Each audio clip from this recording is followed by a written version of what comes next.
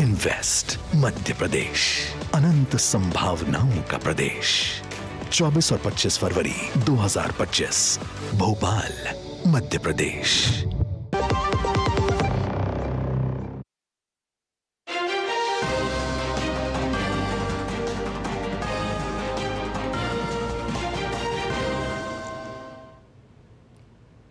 नमस्कार, आप देख रहे हैं डीडी न्यूज। आपके साथ मैं हूं गौरव श्रीवास्तव। तो चलिए बुलेटिन की शुरुआत करते हैं और सबसे पहले नजर डालते हैं इस वक्त की हेडलाइंस पर। वाराणसी में काशी तमिल संगमम के तीसरे संस्करण का हुआ उद्घाटन। केंद्रीय शिक्षा मंत्री धर्मेंद्र प्रधान ने बताया, एक भारत श्रेष्ठ भारत का सबसे बड़ा प्रमाण। यूपी सीएम ने कहा, प्रतिभागियों को महाकुंभ और अयोध्या में रामलला के भी होंगे दर्शन। महाकुंभ में त्रिवेणी संगम में स्नान करने वाले श्रद्धालुओं की संख्या 50 करोड़ के पार। लोकसभा अध्यक्ष ओम बिरला ने लगाई आस्था की डुबकी। केंद्रीय मंत्री पीयूष गोयल और जितेंद्र सिंह ने भी संगम में किया पवित्र स्नान। दिल्ली विधानसभा चुनाव में करारी हार के बाद आप को फिर लगा बड़ा झटका। पार्टी के 3 मौजूदा पार्षद भाजपा में हुए शामिल। भाजपा प्रदेश अध्यक्ष वीरेंद्र सचदेवा ने कहा, दिल्ली में जल्द ही होगी ट्रिपल इंजन की सरकार।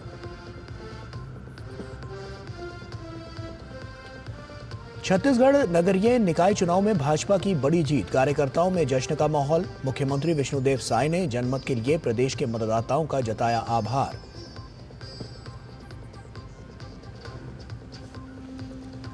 और सीज फायर डील के तहत हमास ने 3 इजरायली बंधकों को किया रिहा। बदले में इजरायल ने भी सैकड़ों फिलिस्तीनी कैदियों को किया मुक्त।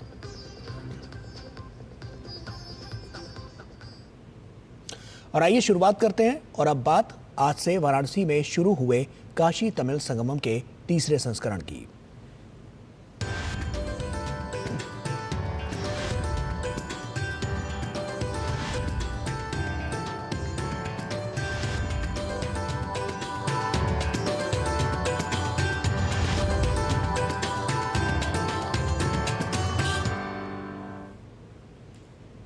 धर्म और संस्कृति के 2 सबसे प्राचीन स्थलों वाराणसी और तमिलनाडु के समागम का उत्सव काशी तमिल संगमम का वाराणसी में शुभारंभ हो गया है।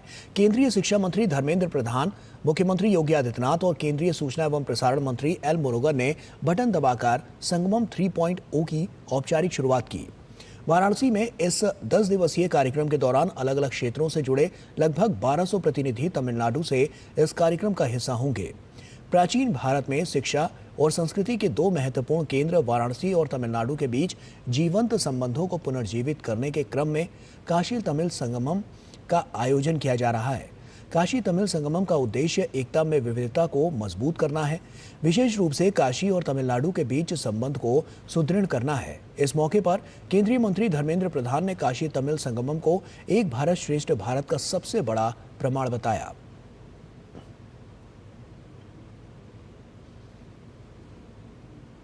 निरलम गंगई नीलमलम काशी, यानी सभी जल गंगा के समान पवित्र है। भारत के प्रत्यक्ष भूमि काशी की समान पूजनीय है। इससे क्रांतिकारी बात, इससे भारत को जोड़ने की बात और एक भारत श्रेष्ठ भारत की इससे बड़ा प्रमाण, इससे बड़ा निदर्शन कुछ नहीं हो सकता है। जिसको माननीय प्रधानमंत्री नरेंद्र मोदी जी ने कहते हैं, सभी भारतीय भाषा राष्ट्रीय भाषा है। ऐसे संस्कृत और तमिल दोनों राष्ट्रीय भाषाओं की ये संगम महाकुंभ के दौरान तीसरी बार हो रहा है। ये भारत की सिविलाइजेशनल एंटिटी और कल्चरल डाइवर्सिटी की एक बहुत बड़ा प्रमाण है। और वहीं उत्तर प्रदेश के मुख्यमंत्री योगी आदित्यनाथ ने इस अवसर पर कहा कि दुनिया का सबसे बड़ा आध्यात्मिक और सांस्कृतिक आयोजन महाकुंभ प्रयागराज में चल रहा है और इसके साथ ही काशी तमिल संगमम का होना सौभाग्य की बात है। जहां जाति का भेद नहीं, पार्टी का भेद नहीं, क्षेत्र का भेद नहीं, एक भारत श्रेष्ठ भारत की परिकल्पना को लेकर के हर हर गंगे का उद्घोष करते हुए, मां गंगा का आशीर्वाद लेते हुए हर श्रद्धालु देश के अलग अलग कोने से आकर के आस्था की डुबकी लगा रहा है। इससे बड़ा आयोजन दुनिया के अंदर कहीं नहीं हुआ है। यह अब तक का सबसे बड़ा आयोजन है जो 51 करोड़ श्रद्धालुओं को अब तक अपने साथ जोड़ चुका है। और मुझे प्रसन्नता है कि इस बार महाकुंभ के इस आयोजन के साथ काशी तमिल संगमम को भी जोड़ने का अवसर प्राप्त हो रहा है। इसलिए मैं अंतःकरण से आप सबका हृदय से अभिनंदन करता हूं, स्वागत करता हूं। और प्रयागराज में चल रहे महाकुंभ 2025 में देश विदेश से श्रद्धालुओं के आने का सिलसिला जारी है और इसी क्रम में लोकसभा स्पीकर ओम बिरला ने संगम नगरी प्रयागराज पहुंचकर महाकुंभ में स्नान किया। इस मौके पर ओम बिरला ने का अनुभव करने का अवसर मिला। जिस प्रकार से एक पवित्र भाव का अनुभव यहाँ पर होता है और अपने अंदर एक तरह की अंतरात्मा में मंथन का एक प्रेरणा रहती है, वो मुझे लगता है कि किसी और स्थान पर संभव नहीं हो पाएगा। मैं प्रशासन की, उत्तर प्रदेश सरकार की, मुख्यमंत्री योगी जी, उनकी भी सराहना करना चाहूँगा। जिस प्रकार से सुंदर व्यवस्था है, 50 करोड़ से अधिक अभी तक यहाँ श्रद्धालु आ चुके हैं और ये सब प्रधानमंत्री मोदी जी के ही कार्यकाल में संभव हो सकता था। अद्भुत योग भी बना है सर। अंतरिक्ष से भी ये दृश्य दिखते हैं, ब्रह्मांड से भी ये दृश्य दिखते हैं। आप अंतरिक्ष विभाग के हैं, नासा जब चित्र जारी करता है सैटेलाइट अंतरिक्ष से दिखते हैं, वो भी उस विभाग से भी हम जुड़े हैं। और हमारा जो दूसरा विभाग है एटॉमिक एनर्जी का, जिसका यहाँ बगल में ही है हरीशचंद्र सेंटर है, उनके समन्वय से यहाँ पर फीकल स्लज ट्रीटमेंट प्लांट लगाए गए हैं। क्योंकि लगभग प्रतिदिन कम से कम 1 मिलियन यानी 10 लाख लीटर शौच और उसके द्वारा फीकल स्लज उत्पन्न होता है और उसका अगर सभी समय पर निवारण ना हो तो एक स्वच्छता का तो विषय रहेगा ही, साथ ही साथ बीमारी का, महामारी का कारण भी बन सकता है। तो मैं उस विभाग के कर्मियों की भी सराहना करना चाहूँगा आपके माध्यम से। कहीं आपको किसी प्रकार का गंध मैल देखने को नहीं मिला। कहा गया यद पिंडे तत् ब्रह्मांडे, पूरी दुनिया के लिए अगर देखें तो समरसता का, भ्रातृत्व का, समता का पाठ यहाँ से शाश्वत सनातन हम पूरे विश्व को सिखा पा रहे हैं। निश्चय ही। और आज सारा विश्व इस कुंभ के मेले को और यहाँ पर आने वाले इतने सारे श्रद्धालुओं को देख करके आश्चर्यचकित है। तो ये अविरल तप का फल है, ये पुण्य प्रवाह प्रबल है। सनातन शाश्वत मूल्यों को समझना हो तो प्रयागराज आना होगा, त्रिवेणी तट पर स्नान करना होगा, प्रयागराज तीर्थराज के दर्शन करने होंगे। कैमरा पर्सन रमाकांत के साथ अश्विनी कुमार मिश्र, डीडी न्यूज, महाकुंभ नगर, प्रयागराज। और प्रधानमंत्री नरेंद्र मोदी रविवार को नई दिल्ली के भारत मंडपम में भारत टेक्स 2025 में भाग लेंगे और इस अवसर पर वे उपस्थित जनसमूह को संबोधित भी करेंगे। भारत टेक्स 2025 एक व्यापक स्तर का वैश्विक कार्यक्रम है और इसका आयोजन 14 से 17 फरवरी को भारत मंडपम में किया जा रहा है। ये एक विशिष्ट कार्यक्रम है क्योंकि ये कच्चे माल से लेकर तैयार उत्पादों तक की संपूर्ण वस्त्र मूल्य श्रृंखला को एक ही मंच पर एक साथ लाता है। भारत टेक्स प्लेटफॉर्म कपड़ा उद्योग का सबसे बड़ा और सबसे व्यापक आयोजन है। इस कार्यक्रम में भारत टेक्स 2025 में नीति निर्माताओं, वैश्विक सीईओ के साथ साथ 5000 से अधिक प्रदर्शकों, 120 से अधिक देशों के 6000 अंतर्राष्ट्रीय खरीदारों और अन्य आगंतुकों के आने की आशा है। इस दौरान 70 से अधिक सम्मेलन सत्र, गोलमेज बैठक, पैनल चर्चा और मास्टर क्लासेस वाले वैश्विक स्तर के सम्मेलन भी शामिल होंगे। कार्यक्रम के दौरान आयोजित होने वाली प्रदर्शनी में विशेष नवाचार और स्टार्टअप मंडप होंगे। इस दौरान हैकथॉन आधारित स्टार्टअप पिच फेस्ट और इनोवेशन फेस्ट, टेक टैंक और डिजाइन चुनौतियों को भी इसमें शामिल किया जाएगा। प्रधानमंत्री नरेंद्र मोदी ने अपने सोशल मीडिया प्लेटफॉर्म एक्स पर लिखा, आज शाम 8 बजे मैं ET now global business summit 2025 में बोलने के लिए उत्सुक हूं। मैं इस मंच पर विभिन्न अवसरों पर संबोधित कर चुका हूं और वैश्विक अर्थशास्त्र, नवाचार और व्यापार उत्कृष्टता पर गहन चर्चाओं के लिए इसे एक प्रमुख मंच के रूप में विकसित होते हुए देखा है। छत्तीसगढ़ नगर निकाय चुनाव के नतीजे सामने आ गए हैं। भारतीय जनता पार्टी ने जबरदस्त प्रदर्शन करते हुए कांग्रेस का सूपड़ा साफ कर दिया है। छत्तीसगढ़ के 10 नगर निगमों 49 नगर पालिका परिषदों और 114 नगर पंचायतों के लिए 11 फरवरी को वोटिंग हुई थी। भारतीय जनता पार्टी ने सभी 10 नगर निगमों में जीत का परचम लहराया है, जबकि कांग्रेस निगम में खाता भी नहीं खोल पाई है। जबकि 49 नगर पालिका में बीजेपी को 35, कांग्रेस को 8 सीटों पर जीत मिली है। बात नगर पंचायत की करें तो यहाँ भी भारतीय जनता पार्टी ने बड़ी जीत हासिल की है। नगर पंचायत की 114 सीटों में से बीजेपी ने 81, कांग्रेस ने 22 और बहुजन समाज पार्टी ने 1 सीट पर जीत हासिल की है, जबकि 10 सीटें निर्दलीय के खाते में गई हैं। और इस बीच परिणामों में भाजपा की जीत के बाद कार्यकर्ताओं ने जश्न मनाना शुरू कर दिया है।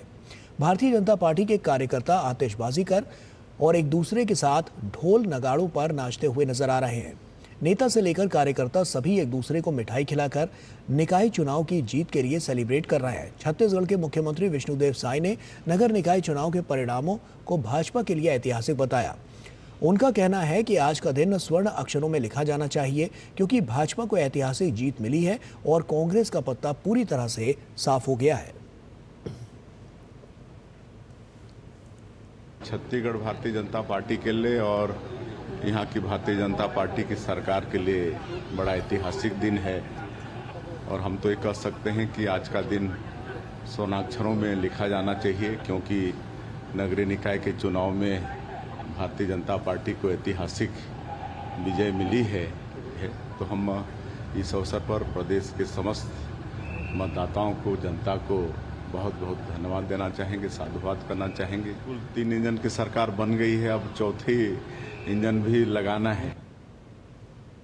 और वहीं भाजपा अध्यक्ष जेपी नड्डा ने छत्तीसगढ़ नगरीय निकाय चुनाव में पार्टी की ऐतिहासिक जीत पर एक्स पर लिखा, छत्तीसगढ़ नगरीय निकाय चुनाव में भारतीय जनता पार्टी की प्रचंड विजय पर प्रदेश के मुख्यमंत्री विष्णुदेव साय जी, प्रदेश अध्यक्ष और भाजपा छत्तीसगढ़ के सभी कार्यकर्ताओं को हार्दिक बधाई देता हूं। ये ऐतिहासिक विजय आदरणीय प्रधानमंत्री नरेंद्र मोदी जी के मार्गदर्शन में डबल इंजन सरकार द्वारा क्रियान्वित हो रही है और जन कल्याणकारी व जनजातीय हितैषी योजनाओं पर प्रदेशवासियों के अटूट विश्वास का प्रतीक है। केंद्रीय मंत्री और भाजपा के राष्ट्रीय अध्यक्ष जेपी नड्डा ने झज्जर के राष्ट्रीय कैंसर संस्थान में एम्स ऑन्कोलॉजी कॉन्क्लेव 2025 का उद्घाटन किया। बोन मैरो ट्रांसप्लांट यूनिट के मेडिकल ऑन्कोलॉजी विभाग में बोन मैरो ट्रांसप्लांट इकाई की शुरुआत हुई और इससे रक्त कैंसर सहित अन्य गंभीर बीमारियों से जूझ रहे मरीजों को उच्च स्तरीय चिकित्सा सुविधा मिलेगी। इस अवसर पर नाभिकीय चिकित्सा विभाग के तहत कैंसर के आधुनिक इलाज के लिए रेडियो न्यूक्लिड थेरेपी वार्ड का भी शुभारंभ किया गया और ये तकनीक कैंसर के प्रभावित अंगों को लक्षित कर इलाज में सहायता करेगी। केंद्रीय स्वास्थ्य मंत्री जेपी नड्डा ने राष्ट्रीय कैंसर संस्थान का दौरा किया और वहां की चिकित्सा सुविधाओं का निरीक्षण किया। उन्होंने ऑन्कोलॉजी विभाग द्वारा आयोजित ब्रेस्ट कैंसर सेमिनार में भाग लेकर कैंसर जागरूकता और बचाव के उपायों पर विचार साझा किए। With pride, I can say that it's the world's largest health coverage program by Government of India. It started with 10 crore 74 lakh families, which means 55 crore people, which means 40% of the Indian population. Then we added 36 lakh ASHA workers, Anganwadi workers, other workers, and now in the third term of Prime Minister Modi ji, we have added all above 70 till she or he breathes last.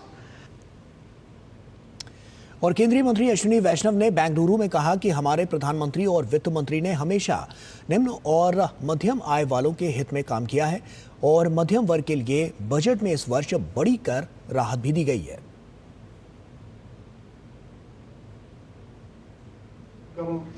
Families, you have seen program after program, starting with Jan Dhan, then Ujjwala, getting the gas connections, getting water connection, getting free food. All those programs have made a big change in the lives of the people. In the lives of middle class, there is a lot of change because of the infrastructure projects, metro everywhere, and new airports, new universities, 390 universities constructed, built in the last 10 years, new IITs, new IIMs, that basically helps the middle class.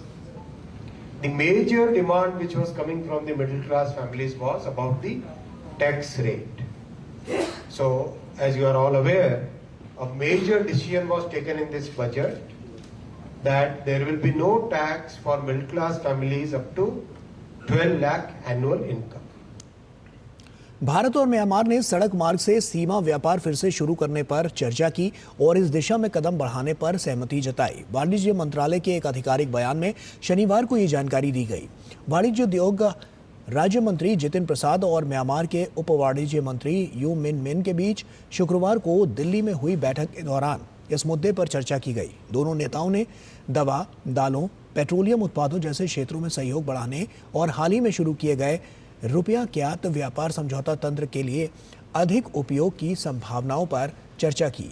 वाणिज्य मंत्रालय ने बताया कि बैठक के दौरान दोनों नेताओं ने द्विपक्षीय व्यापार को बढ़ावा देने के लिए सहयोग के संभावित क्षेत्रों पर विचार विमर्श किया और सड़क मार्ग से सीमा व्यापार फिर से शुरू करने के महत्व पर भी उसे स्वीकार किया। दोनों देशों के बीच 2023 से 24 में द्विपक्षीय व्यापार 1.74 अरब अमेरिकी डॉलर रहा, जबकि 2022 से 23 में ये 1.76 अरब डॉलर था। भारत के उपराष्ट्रपति जगदीप धनखड़ ने कार्यकारी नियुक्तियों में सीजेआई के शामिल होने पर सवाल उठाए हैं। भोपाल में एक कार्यक्रम के दौरान उन्होंने कहा कि भारत जैसे किसी लोकतंत्र में चीफ जस्टिस ऑफ इंडिया कार्यपालिका की नियुक्ति में शामिल कैसे हो सकते हैं। उन्होंने कहा कि ऐसे नियमों पर पुनर्विचार करने का समय आ गया है।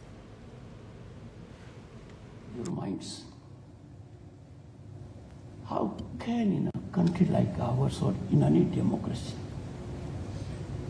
by statutory prescription, Chief Justice of India participates in the selection of the CBI director? Can there be any legal rationale for it? I can appreciate that statutory prescription took shape because executive of the day yielded to a judicial verdict.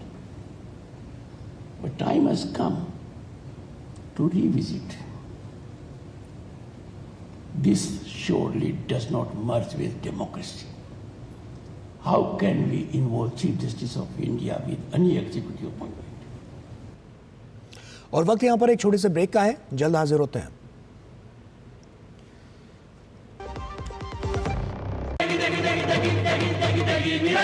MDH की देगी मिर्च, देगी मिर्च का तड़का, अंग अंग फड़का। MDH की देगी मिर्च। कदम तैयार है, बिल्कुल तैयार है, कदम तैयार है, बिल्कुल तैयार है, जी जाने से तैयार है, इसीलिए तो हम लहरों के पहरेदार हैं।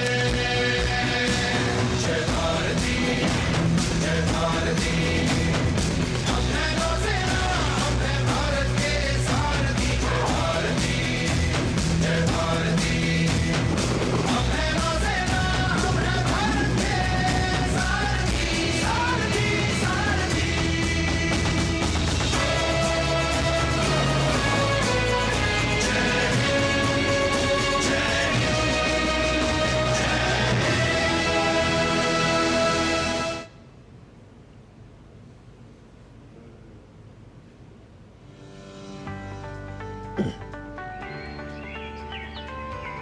Keeping our earth green forever is in our hands only.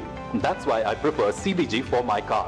CBG is compressed biogas made from waste materials. It is a highly efficient renewable resource that has reduced carbon emission rates.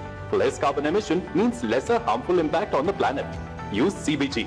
It is cleaner, greener and safer. जब धरती चीर कर निकलता है लोहे का पत्थर और मिलता है मोंगिया के जोश से, फिर तपता है, पिघलता है और बनता है फौलाद। अब होता है सरिया सारी खूबियों के साथ। मोंगिया स्टील, मजबूत देश का मजबूत सरिया। गोल्डी मसाले के 100 ग्राम के स्पेशल पैक्स में फ्रेशनेस लॉक है। ऐसे गोल्डी मसाले जहां जाएं रिश्ते बनाएं। ब्रेक के बाद एक बार फिर से आप सभी का स्वागत है। केरल के कोट्टायम में रैगिंग का एक दिल दहलाने वाला वीडियो सामने आया है और इस मामले में एक नर्सिंग कॉलेज के 5 छात्रों को जूनियर छात्रों के साथ रैगिंग करने के आरोप में गिरफ्तार किया गया है। प्रिंसिपल सुलेखा एटी और सहायक प्रोफेसर अजेश पी मनी को रैगिंग की जांच करने और मामले में प्रभावी रूप से हस्तक्षेप करने में कथित रूप से विफल रहने के लिए निलंबित कर दिया गया है। इसके अलावा हॉस्टल के सुरक्षा गार्ड को भी तुरंत हटाने का आदेश दिया गया। मामले में टॉर्चर का रोंगटे खड़े कर देने वाला वीडियो भी वायरल हो रहा है। ये मामला सरकारी नर्सिंग कॉलेज की प्रथम वर्ष की 3 छात्राओं द्वारा पुलिस में शिकायत करने के बाद सामने आया है। घटना के विरोध में राज्य भाजपा, अखिल भारतीय युवा महासंघ, भारतीय विदेश सेवा कार्यकर्ताओं ने पीड़ितों के लिए न्याय की मांग को लेकर कॉलेज के बाहर विरोध प्रदर्शन किया। और प्रसार भारती अध्यक्ष नवनीत कुमार सहगल ने आज दूरदर्शन केंद्र जयपुर का दौरा किया। उन्होंने एक पेड़ मां के नाम अभियान के तहत पौधारोपण किया और इसके बाद अधिकारियों की बैठक लेकर दूरदर्शन केंद्र की गतिविधियों के बारे में फीडबैक लेने के साथ केंद्र के संचालन की प्रक्रिया के बारे में भी जानकारी ली। इस अवसर पर उन्होंने कहा कि लोक सेवा प्रसारक होने के नाते हमारी जिम्मेदारी है कि राष्ट्रीय अंतर्राष्ट्रीय मुद्दों सहित महिला और युवाओं के लिए समसामयिक मुद्दों की जानकारी आम लोगों तक पहुंचाई जाए। उन्होंने कहा कि प्रसार भारती का उद्देश्य प्रसारित कार्यक्रमों को और अधिक रुचिकर बनाना है ताकि अधिक से अधिक संख्या में लोग जुड़ें। प्रसार भारती ये प्रयास कर रहा है कि हमारा जो एज ए स्वतंत्र हम जो राष्ट्रीय ब्रॉडकास्टर हैं, नेशनल ब्रॉडकास्टर हैं, उस हिसाब से हम आम जन तक सही और सच्ची खबरें, सामयिक जानकारी, ज्ञान विज्ञान, विशेष वर्ग, महिला, युवा, किसान, इन सब के क्षेत्रों में ये कैसे तरक्की हो सकती है उसके बारे में जानकारी देना। हमारा प्रयास ये है कि ये सभी जो ऐसे कार्यक्रम हैं उनको और रुचिकर कैसे बनाया जाए। और वहीं उन्होंने कहा कि प्रसार भारती ने आमजन को मनोरंजन और समसामयिक मुद्दों की जानकारी देने के लिए निःशुल्क ओटीटी प्लेटफॉर्म वेव्स शुरू किया है। वेव्स दुनिया का पहला ऐसा प्लेटफॉर्म है जहां मनोरंजन के साथ ही पूरे समाचार चैनल भी उपलब्ध हैं। हमारा नया ओटीटी प्लेटफॉर्म वेव्स अभी हाल में प्रारंभ हुआ है और वो ओटीटी प्लेटफॉर्म वेव्स जो है बिल्कुल निःशुल्क है। उस ओटीटी प्लेटफॉर्म पे वो दुनिया का ऐसा पहला ओटीटी प्लेटफॉर्म है जहाँ पर न केवल मनोरंजन की सारी पूरा उसमें सुविधाएं उपलब्ध हैं, विभिन्न सीरियल, फिल्म्स, गाने, सभी उससे न केवल वो हैं बल्कि पूरे चैनल, अखबारों के समाचार पत्र, पूरे समाचार चैनल उस पर उपलब्ध हैं। निजी भी, सरकारी भी, सभी न्यूज़ चैनल उस पर उपलब्ध हैं। उसके साथ साथ रेडियो, हमारा जो आकाशवाणी के सभी केंद्र हैं, विविध भारती, FM रेनबो, ये सभी उस ओटीटी प्लेटफॉर्म पर उपलब्ध हैं। उसके साथ साथ आप उस ओटीटी प्लेटफॉर्म के माध्यम से शॉपिंग भी कर सकते हैं। आपको कोई अगर घर बैठे हुए सामान खरीदना है तो आप उस ओटीटी प्लेटफॉर्म के माध्यम से वेव्स के माध्यम से आप खरीद सकते हैं। तो हमारा उद्देश्य हम सबका यही है कि प्रसार भारती का ये जो नया प्लेटफॉर्म है, डिजिटल प्लेटफॉर्म है, उसको आम जन तक पहुँचाएँ, उसको अधिक से अधिक लोग उसको डाउनलोड करें। और वहीं पिछले महीने लागू हुए संघर्ष विराम समझौते के तहत हमास ने 3 और इजरायली बंधकों को रिहा कर दिया है। हमास ने अलेक्जेंडर ट्रोफानोव, सुगई डेकेलचेन और यायर हॉर्न को रिहा किया है। बदले में सैकड़ों फिलिस्तीनी कैदियों को इजरायली जेलों से रिहा कर दिया गया है। इजराइल और हमास के बीच बंधकों और कैदियों की ये छठी अदला बदली है। हमास ने 6 चरणों में इजराइल के 19 और थाईलैंड के 5 बंधकों को रिहा किया है।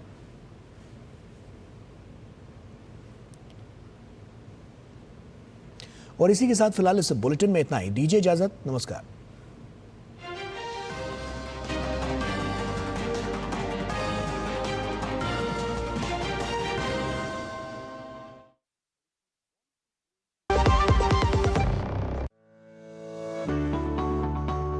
क्या आप अक्सर अपने वाहन के लिए फ्यूल भरने से थक गए हैं? कुशलतापूर्वक ड्राइविंग ही एकमात्र रास्ता है। अपने आगे के ट्रैफिक का ध्यान रखकर ईंधन की लागत बचाएं ताकि आप गाड़ी को धीमी कर सकें। गाड़ी चलाने की गति प्रति घंटे 55 किलोमीटर से कम बनाए रखें। सही गियर और क्लच का इस्तेमाल करें। एयर कंडीशनर का कम इस्तेमाल करें। लाल बत्ती पर अपने वाहन को बंद कर दें। होशियारी से ड्राइव करें और अपनी बचत को बढ़ाएं। मुथूट फाइनेंस